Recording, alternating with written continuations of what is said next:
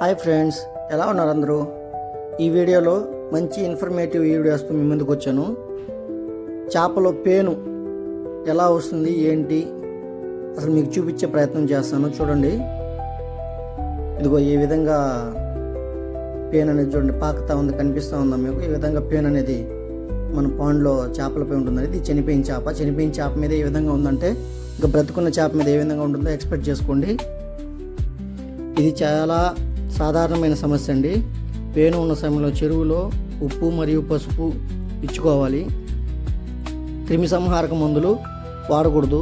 ఇవి వాడినచో చేప ఎదుగుదలపై పెద్ద ప్రభావం చూపుతుంది. న్యాచురల్ మెడిసిన్ వాడుకోండి. ఫీడింగ్లో ఉప్పు పసుపు ఇచ్చుకోండి, చాలా మంచిది. ఎక్కువ మోతాదులో ఖచ్చితంగా ప్రతి నెల శానిటైజర్ చేసుకోండి ఫ్రెండ్. ప్రతి 15 రోజులకు ఒకసారి ఖచ్చితంగా ప్రొబయోటిక్స్ ఇవ్వండి. ప్రొబయోటిక్స్ ఇచ్చారంటే ఈ ప్రాబ్లం నుంచి మీరు 100% బయటపడవచ్చు. 100% చూడండి, ఖచ్చితంగా మీకు పెయిన్ చూపించాలి. చూడండి, చూపిస్తున్నాను. చూడండి, ఈ విధంగా ఉంటుంది పెయిన్, ఎలా పాకుతుందో చూడండి. హెవీగా అయిపోయింది ఫ్రెండ్స్. ఇదైతే చాలా పెద్ద ప్రాబ్లము. ప్లీజ్ ఫ్రెండ్స్, సబ్స్క్రైబ్ చేసుకోండి. ఇలాంటి ఇన్ఫర్మేటివ్ వీడియోస్ తీసుకురావడానికి మీకోసం చాలా కష్టపడుతున్నాను. ప్లీజ్ ఫ్రెండ్స్, చూడండి ఎలా ఉందో చూడండి, ఎలా పాకుతుందో చూడండి pain. Please subscribe friends. Share చేయండి, మర్చిపోవద్దు. ఖచ్చితంగా షేర్ చేయండి. Thank you for watching. Thank you friends.